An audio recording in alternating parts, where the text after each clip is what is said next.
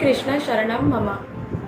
आजकल के जो दौर चल रहा है कोरोना का, उसमें हम सभी जन जान चुके हैं कि पुरानी जो हम बातों को दकियानुसी कहते थे, बार बार हाथ धोना, अब्रस रखना या सोशल दूर रहना या जो भी कुछ है, तो उसके पीछे कोई ना कोई तरह का साइंटिफिक रीज़न था।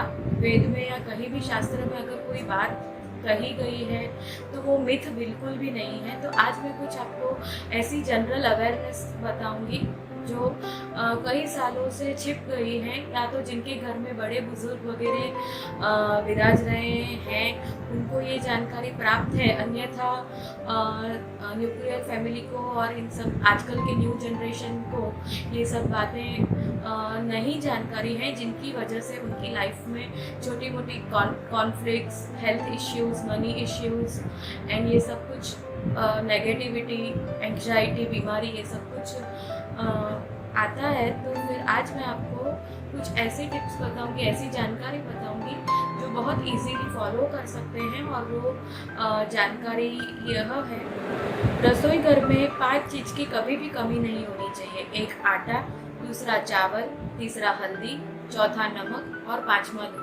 दूध। ये हमें किसी से मांगने की भी नौबत नहीं आनी चाहिए, ना ही ख़त्म होनी चाहिए। ख़त्म होने से पहले ही हमारे घर में होनी चाहिए।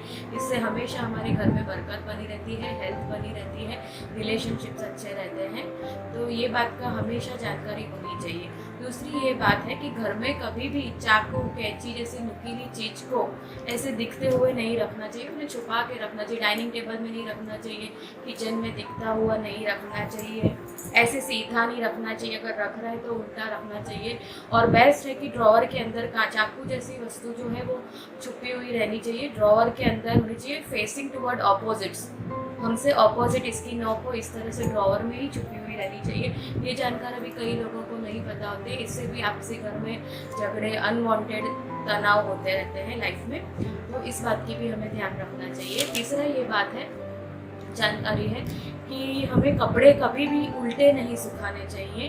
हम कई बार ऐसा होता है कि कपड़े धुलने डाल रहे हैं, हमको बहुत जल्दबाजी होती है, तो हम ऐसे ही उल्टे ही कपड़े, हम ऐसे टी शर्ट है या पैंट है या जो भी हम कुछ पहन रहे हैं वो जैसे उतारे ऐसे उल्टे के उल्टे ही धोकर और हम सुखा देते हैं। तो कपड़े कभी भी, वो भी हेल्थ रिलेटेड प्रॉब्लम होती है।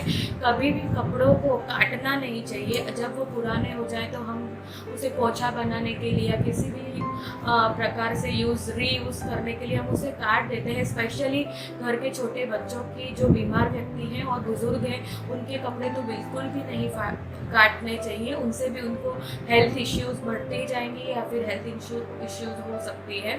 तो इस बात का भी ध्यान रखना चाहिए। कभी भी अपने पुराने कपड़े किसी को भी डोनेट कर रहे हो या कभी भी हमने पहने हुए कपड़े हैं तो डायरेक्ट उन्हें नहीं देना चाहिए। उन्हें एक रात तक नमक के पानी में भिगो के दूसरे दिन धूप में सुखा के फिर ही उन्हें डोनेट करने चाहिए।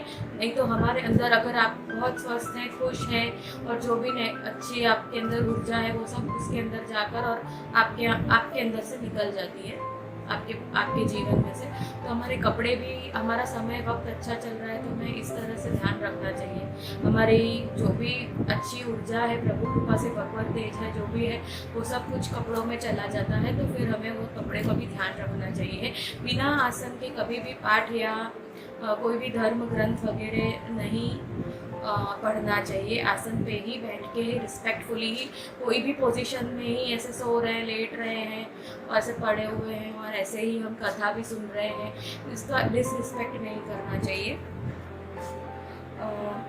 झाड़ू हमेशा सुला के रखनी चाहिए और छुपा के रखनी चाहिए, नहीं तो हमारी वेल्थ को अफेक्ट करता है। बिना धुले कपड़े और धुले हुए कपड़े एक ही अलमारी में कभी नहीं रखना चाहिए, इससे भी हमारी हेल्थ, वेल्थ और प्रॉस्पेरिटी को अफेक्ट करता है। घर के मंदिर को कभी भी गंदा नहीं रखना चाहिए, डेली क्लीन करना चाहिए। टूटा हुआ कोई भी ऑब्जेक्ट है उसे यूज़ नहीं करना चाहिए, चाहे इलेक्ट्रॉनिक चीज़ हो या फिर कोई भी कंघी हो, ज्वेलरी हो, घर पे रखनी भी नहीं चाहिए। कुर्सी हो, कोई भी टूटी हुई चीज़ हो, उसका इस्तेमाल नहीं करना चाहिए। फटे हुए कपड़े नहीं पहनने चाहिए, इससे भी प्रॉस्पेरिटी हर्ट होती है। औरतों को कभी भी खड़े खड़े बाल नहीं बनाने चाहिए, बैठ के शांति से बाल बनाने चाहिए, इससे भी हेल्थ अफेक्ट होती है। नदी में कभी भी कोई भी पवित्र कुंड या नदी में मूत्र का त्याग नहीं करना चाहिए, इससे बहुत भयंकर स्किन डिजीज हो सकती है। जूते चप्पल उल्टे सीधे रखने से भी हेल्थ और मनी इश्यूज होते हैं।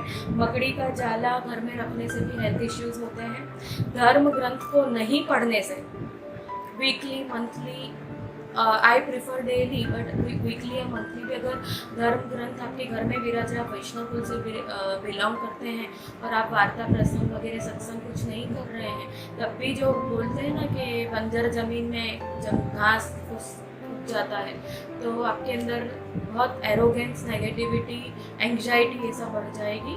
आपका माइंड अगर पीसफुल रखना चाहते हैं, परिवार में सब स्नेह रखना चाहते हैं, घर में सुख शांति और समृद्धि बढ़ाना चाहते हैं, तो धर्म ग्रंथ जरूर पढ़ने चाहिए। गाय को कितने लोग हैं जो बहुत फटकारते हैं, रास्ते पे जो मिल जाती है अगर एकदम से सडन ये आ जाती है तो मिसबिहेव करते हैं, हट करते हैं, भगाते हैं या फिर लात मारते हैं, तो ये करने से हजारों जन्म तक नरक का वास होता है। दांत को नाखून से नहीं खाना चाहिए, इससे भी बरकत जाती है। पैरों को हिलाना नहीं चाहिए, जो कि मेरी भी एक आदत बहुत बुरी है। मैं पैरों को नर्वस हो जाती हूँ तो हिलाती हूँ, पर इससे भी बीमारी को हम न्योता देते हैं। रिश्तेदारों को और मेहमानों को अपमान नहीं करना चाहिए, बदसलूकी नहीं करनी चाहिए, इससे भी कहीं ना कहीं हर्ट बैक आपको मिलेगा। आपकी लाइफ में बहुत सारी कॉन्फ्लिक्ट्स आएंगी, तो उससे भी बचना चाहिए। गोधूलि बेला मतलब कि संध्या को जब गाय वगैरह जब जंगल से वापस आते हैं तो गोधूलि बेला कहते हैं, 5 से 7 का समय होता है। उस समय कभी भी उधार नहीं देना चाहिए, क्योंकि ना लेना चाहिए, क्योंकि आप कभी भी ना चुका पाएंगे और ना आपको वो प्राप्त होगा। तो ये बात खास ध्यान रखनी चाहिए। दांत गंदे कभी भी नहीं रखने चाहिए, नित्य 2 टाइम्स ब्रश करना चाहिए। कोई भी ऑब्जेक्ट है, कोई भी वस्तु है, किताब है कि कोई गुस्सा आ रहा है, कई लोग ऐसे फेंक देते हैं, या तो जनरली भी ऐसी बच्चों की आदत होती है, स्कूल से आ रहे हैं और ऐसे ही एकदम थके हुए आ रहे हैं, वाटर बैग फेंक रहे हैं और क्या कहते हैं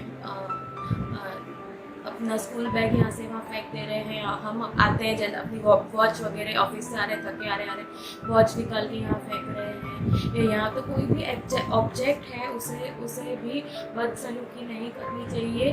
उनको अपने यथास्थान रखना चाहिए। ज्वेलरी है, कोई भी चीज़ है, बर्तनों को कभी पछाड़ कर नहीं रखने चाहिए। चाहे गुस्सा भी आ रहा हो तो वो एक ऑब्जेक्ट, सिर्फ एक ऑब्जेक्ट नहीं है, वो भी एक अंदर से लिविंग बीइंग है। तो उनको इस तरह से पैसों को फेंक रहे हैं, डिसरिस्पेक्ट कर रहे हैं। अन्न को कभी भी डिसरिस्पेक्ट नहीं करना चाहिए। चाहे आपकी मम्मी या वाइफ ने या किसी ने भी अच्छा खाना बनाया या कभी कभी बुरा भी बन जाता है, तो उसे गुस्से में उठना नहीं चाहिए।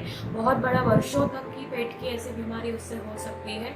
अगर हमने अन्न का अपमान किया तो पीछे के दिनों में हमारे जीवन में हम नॉर्मल खाना भी ना खा सके, ऐसी हमारी हालत हो जाती है।